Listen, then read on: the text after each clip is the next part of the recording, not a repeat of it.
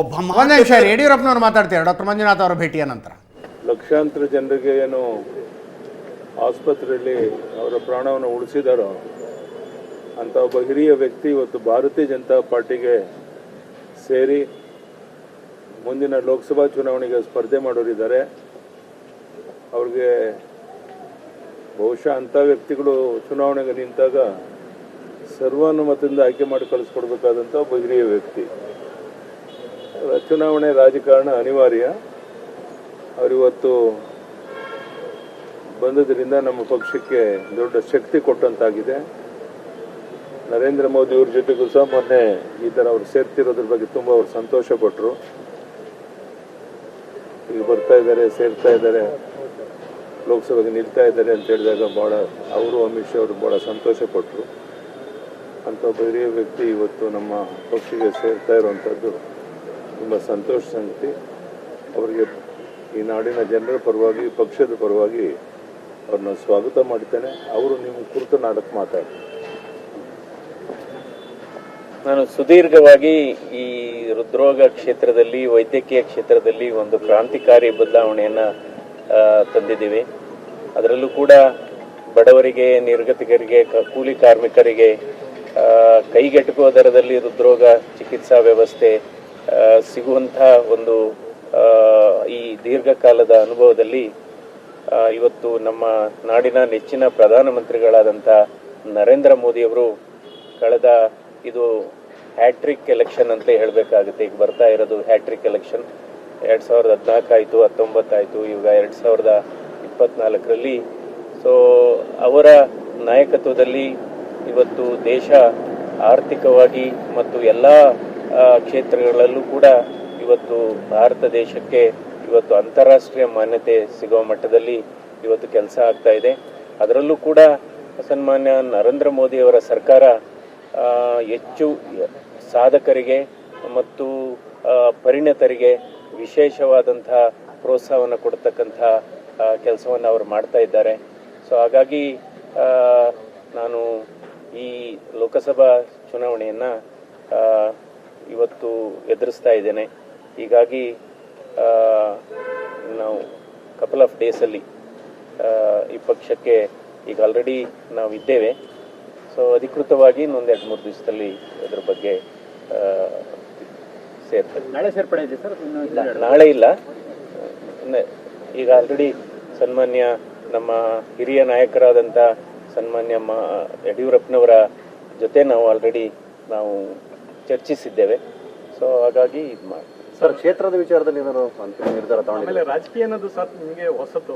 So ಯಾವ ರೀತಿ ನೀವು ವೈದ್ಯಕೀಯ ಕ್ಷೇತ್ರದಿಂದ ರಾಜಕೀಯ ಅಂದ್ರೆ ನಾನು ರಾಜಕೀಯ ಆಯ್ತು, ಇದು ಲೋಕಸಭಾ ಚುನಾವಣೆ ಅಂದ್ರೆ ರಾಜಕೀಯನೇ. ಬಟ್ ರಾಜಕೀಯದಲ್ಲೂ ಕೂಡ ನಾನು ರಾಜಕೀಯ ಮಾಡಲ್ಲ, ರಾಜಕೀಯದಲ್ಲೂ ಕೂಡ ರಾಜಕೀಯ ಮಾಡೋದಿಲ್ಲ ನಾನು. ಬಟ್ ನಮಗೆ ಇರತಕ್ಕಂಥ ಈ ದೀರ್ಘಕಾಲದ ಅನುಭವ, ಯಾಕೆಂದ್ರೆ ಇವತ್ತು ನಮ್ಮ ಬಹಳ ಮುಖ್ಯವಾದದ್ದು ಆರೋಗ್ಯ ಕ್ಷೇತ್ರ, ಆರೋಗ್ಯ ಮತ್ತು ಶಿಕ್ಷಣ, ಕೃಷಿ ಮತ್ತು ತಂತ್ರಜ್ಞಾನ, ಈ 4 ಬಹಳ ಒಂದು ಪಿಲ್ಲರ್ಸ್ ಆಫ್ ಡೆಮಾಕ್ರಸಿ ಡೆವಲಪ್ಮೆಂಟ್ ಅಂತ ಹೇಳ್ತೇವೆ. ಸೊ ಹೀಗಾಗಿ ಇವತ್ತು ಒಂದು ಸರ್ಕಾರಿ ವ್ಯವಸ್ಥೆಯಲ್ಲಿ ಯಾವ ರೀತಿ ಹೊಸ ಸಾಧನೆ ಮಾಡಲಿಕ್ಕೆ ಸಾಧ್ಯ ಅನ್ನೋದನ್ನ ನಾವು ಆಲ್ರೆಡಿ ನಾವು ಇಲ್ಲಿ ರಾಜ್ಯದಲ್ಲಿ ಅದನ್ನ ನಾವು ಪ್ರೂವ್ ಮಾಡಿ ತೋರಿಸಿದೀವಿ. ಇದನ್ನ ನಾವು ರಾಷ್ಟ್ರ ಮಟ್ಟದಲ್ಲಿ ಒಂದು ಬದಲಾವಣೆ ತಂದು, ಯಾಕೆಂದ್ರೆ ನನಗೆ ಕಳೆದ ಸುಮಾರು 2-3 ವಾರದಿಂದ ಪಕ್ಷಾತೀತವಾಗಿ ಎಲ್ಲ ವರ್ಗದ ಜನರು ಕೂಡ, ಅದರಲ್ಲಿ ತಜ್ಞರಿದ್ದಾರೆ, ಅದರಲ್ಲಿ ಮಧ್ಯಮ ವರ್ಗದ ಜನರಿದ್ದಾರೆ, ಅದರಲ್ಲಿ ಕೃಷಿಕರಿದ್ದಾರೆ, ಅದರಲ್ಲಿ ವೈದ್ಯರಿದ್ದಾರೆ. ಸೊ ಕೆಲವು ಬೇರೆ ರಾಜ್ಯಗಳಿಂದನೂ ಕೂಡ ನಮ್ಮ ಸ್ನೇಹಿತರುಗಳು ಅಥವಾ ಒಂದು ಈ ನೀವು ರಾಷ್ಟ್ರ ಮಟ್ಟಕ್ಕೆ ನೀವು ಏಕೆ ಕೊಡಬಾರದು ನಿಮ್ಮ ಸೇವೆ ಅನ್ನುವ ನಿಟ್ಟಿನಲ್ಲಿ ಅವರ ಅಭಿಪ್ರಾಯನೂ ಕೂಡ ನಾನು ಪಡೆದಿದ್ದೇನೆ. ಆಮೇಲೆ ನಿಮಗೆ ಗೊತ್ತು, ರಾಜಕಾರಣ ನೀವು ಸ್ಪರ್ಧೆ ಮಾಡೋ ಚರ್ಚೆ ಆಗ್ತಿರೋದು ಬೆಂಗಳೂರು ಗ್ರಾಮಾಂತರ ಅಂತ. ಅಲ್ಲಿ DK ಬ್ರದರ್ಸ್ ಇಷ್ಟು ವರ್ಷ ನೀವು ಮಾಡಿದಿರಂತ ಸಾಧನೆಗಳನ್ನ ಚುನಾವಣೆ ಸಂದರ್ಭದಲ್ಲಿ ರಾಜಕಾರಣ ಹೆಂಗಿರುತ್ತೆ ಅಂತ ನಿಮ್ಗೆ ಗೊತ್ತು. ಅದೆಲ್ಲವನ್ನ ಸ್ವೀಕಾರ ಮಾಡಕ್ ರೆಡಿ ಇದ್ದಾರೆ ಮಂಜುನಾಥ್ ಅವರು ಅನ್ನುವಂಥದ್ದು. ಅಲ್ಲಿ ಆರೋಪ ಬರುತ್ತೆ, ಪ್ರತ್ಯಾರೋಪ ಬರುತ್ತೆ, ಬೈಗುಳ ಬರುತ್ತೆ, ನಿಮ್ಮ ಫ್ಯಾಮಿಲಿನ ತಂದ್ಬಿಡ್ತಾರೆ. ಇದೆಲ್ಲವೂ ರಾಜಕಾರಣದಲ್ಲಿ ಆಗುತ್ತೆ. ಅದಕ್ಕೆ ಸೂಕ್ಷ್ಮ ಸ್ವಭಾವದ ಮಂಜುನಾಥ್ ಅವರು ರೆಡಿ ಇದ್ದಾರಾ ಅಂತ, ಆ ರಾಜಕಾರಣದ ಪಟ್ಟಿಗಳನ್ನು ಕೇಳೋದಕ್ಕೆ ರೆಡಿ ಇದ್ದಾರಾ ಮಂಜುನಾಥ್ ಅಂತ. ಅಲ್ಲ, ಇವಾಗ ಏನಾಗುತ್ತೆ ಅಂದ್ರೆ ಈಗ ಚುನಾವಣೆಗೆ ನಿಂತ ಮೇಲೆ ಕೆಲವೆಲ್ಲ ವಿಚಾರಗಳು ಬಂದೇ ಬರುತ್ತೆ. ಆದರೆ ನಾವೇನು ಅನ್ನೋದು ಎಲ್ಲ ಜನರಿಗೂ ಗೊತ್ತಿದೆ. ನಮ್ಮ ಸ್ವಭಾವ ಏನು ಅಥವಾ ನಮ್ಮ ಕಾರ್ಯದಕ್ಷತೆ ಏನು, ಕಾರ್ಯವೈಖರಿ ಏನು. ಯಾಕೆಂದ್ರೆ ಆರೋಗ್ಯ ಕ್ಷೇತ್ರ ಕೂಡ ಅತಿ ದೊಡ್ಡ ಸಮಾಜ ಸೇವಾ ಕ್ಷೇತ್ರ. ಇವತ್ತು ಈ ರಾಜಕೀಯದ ಪ್ರವೇಶ, ಇದರ ಮೂಲ ಉದ್ದೇಶ ಇದು ನಮ್ಮ ಸೇವೆಯನ್ನ ಇನ್ನೂ ವಿಸ್ತರಿಸುವಂತ ಒಂದು ಮನೋಭಾವ ಅಷ್ಟೇ. ಸೊ ಹಾಗಾಗಿ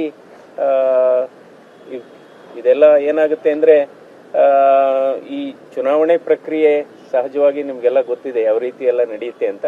ಬಟ್ ಆದರೆ ನಾವು ಇವತ್ತು ನರೇಂದ್ರ ಮೋದಿಯವರ ಜನಪ್ರಿಯತೆ ಹಾಗೂ ಹಿರಿಯರಾದಂತಹ ನಮ್ಮ ಸನ್ಮಾನ್ಯ ಯಡಿಯೂರಪ್ಪನವರ ನಾಯಕತ್ವ ಹಾಗೂ ಕೂಡ ಸನ್ಮಾನ್ಯ HD ದೇವೇಗೌಡರ ಮತ್ತು ಕುಮಾರಸ್ವಾಮಿ ಅವರ ನಾಯಕತ್ವ ಮತ್ತು ಅವರ ಸಲಹೆಗಳು, ಸೊ ಎಲ್ಲ ಒಟ್ಟಾರೆಯಾಗಿ ಕೆಲಸ ಮಾಡತಕ್ಕಂಥ ಒಂದು ಕಾರ್ಯಕ್ಷೇತ್ರ ಈ ಲೋಕಸಭಾ ಚುನಾವಣೆ ಆಗಿದೆ.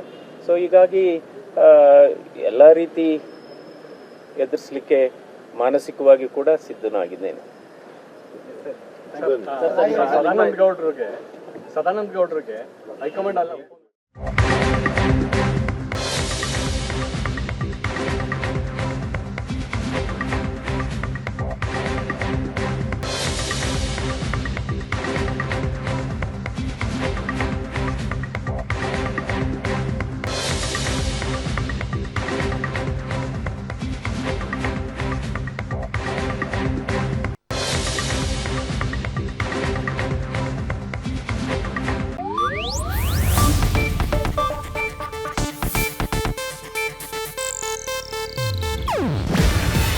ಇದು ಏಷ್ಯಾನೆಟ್ ನ್ಯೂಸ್ ನೆಟ್ವರ್ಕ್ ಪ್ರಸ್ತುತಿ. ನೀವು ನೋಡ್ತಿದ್ದೀರಾ ಏಷ್ಯಾನೆಟ್ ಸುವರ್ಣ ನ್ಯೂಸ್.